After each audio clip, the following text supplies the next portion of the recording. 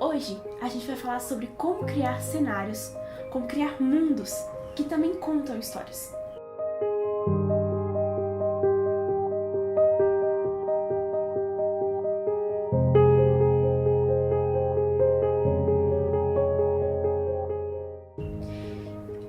Antes de tudo, é preciso saber que não é só seu personagem que vai contar, então não adianta só você ter um design bom para seu personagem, e também não adianta só você ter uma história muito boa. Claro, isso tudo é muito forte, mas se você adiciona o terceiro elemento, o seu cenário, a sua composição, sua história vai ficar muito mais rica em storytelling, em composição, em tudo. Mas como fazer isso, né? Como a gente compõe um cenário que realmente conte uma história? Eu vou dar um exemplo prático para introduzir isso para vocês. Imagina que eu quero desenhar o quarto da Belle, mas eu não conheço nada sobre a Belle. Eu tenho assim uma noção do que é a história, de que vai ser uma história com um certo romance, que vai ter o Diego, que mora longe dela, mas ela é uma menina normal de 10 anos, ou no caso de 6 anos. E eu quero fazer um quarto pra ela só a partir disso. Muito provavelmente eu vou pegar e vou colocar algumas estruturas do que eu tenho como concepção de quarto, então algo que lembre talvez meu quarto, ou minhas experiências com quartos. Vou puxar um pouco do que eu tenho como quarto de criança, talvez eu coloque uns ossinhos de pelúcia. Vou dar uma pesquisada no Pinterest, vou jogar algumas imagens legais, enfim. Vai ser um quarto quase que genérico de uma criança.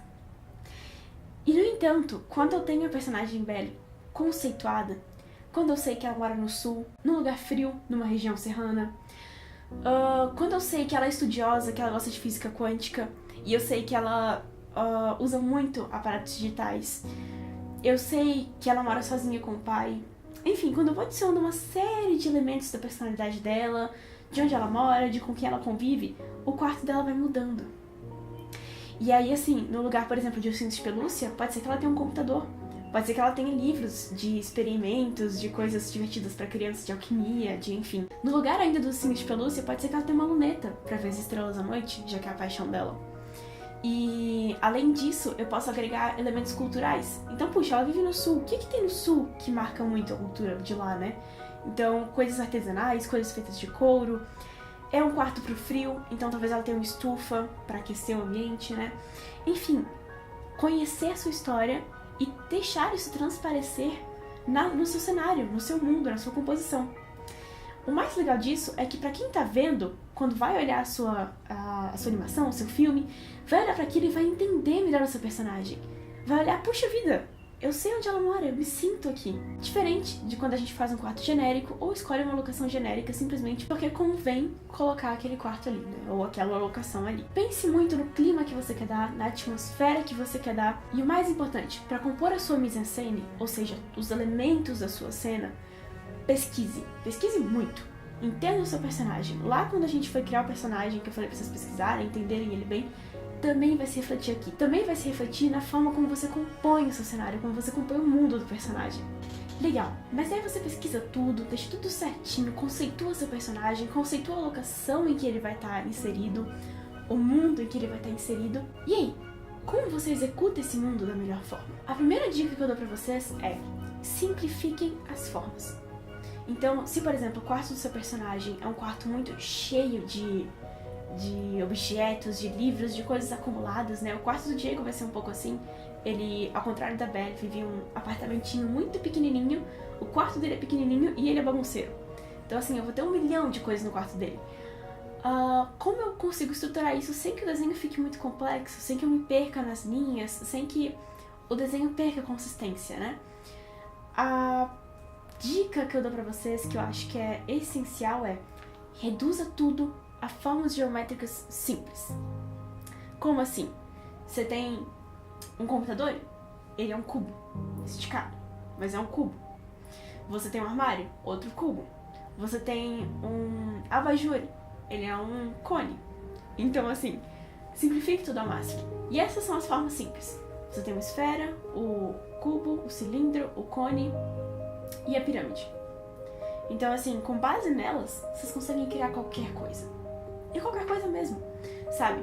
Depois que você estrutura bem a sua cena, começa por essas formas, deixa tudo chapadão mesmo. Tipo, o cubo, a cama, pode fazer mesmo ela bem quadradona, bem retangularzona, sabe? Não se preocupa muito com a finalização de cara, quando você for compor o seu cenário. Pensa bastante na essência. Então, por exemplo, quando eu for fazer o quarto do Diego, eu vou colocar as formas básicas, ele vai ter uma cama, vai ter 2 armários, vai ter uma escrivaninha, mas fora isso, eu vou adicionar uma série de outros cubinhos e outras coisinhas que vão depois ganhar o significado de outros objetos. Mas eu já vou ter uma noção prévia da composição daquilo. E depois que eu simplifico tudo, que eu arranjo tudo na perspectiva, eu começo a adicionar detalhes. Então, essa é a minha dica. Não começa pelos detalhes, não começa colocando objetos na sua cena. Começa com o conceito, começa com a forma mais simples possível de colocar aquilo no papel ou no computador.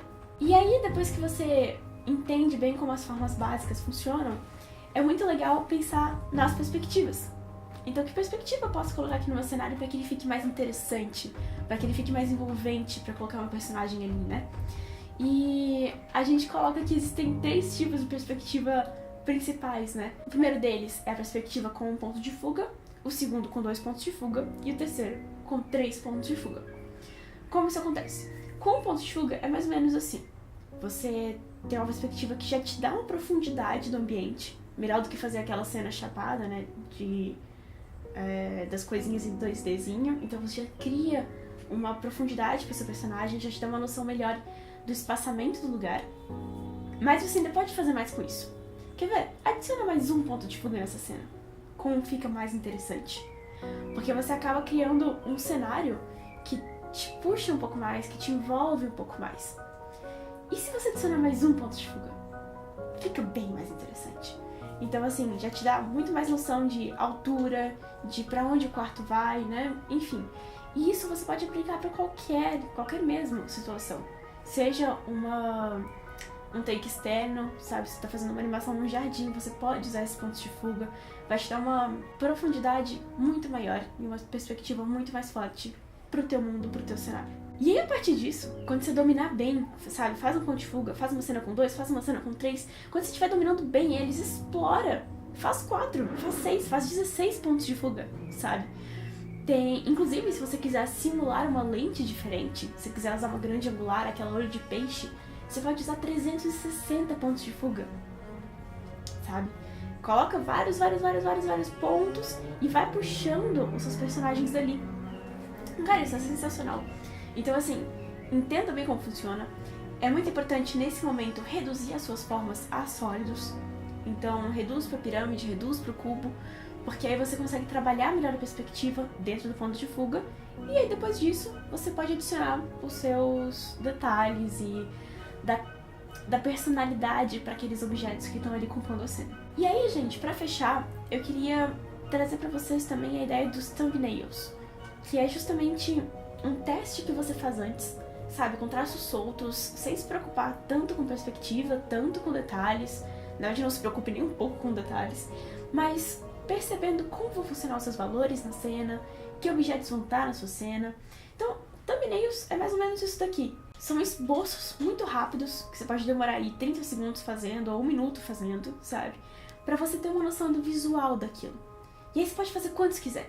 Quero fazer meu quarto, sabe? Faz uns 10 desse.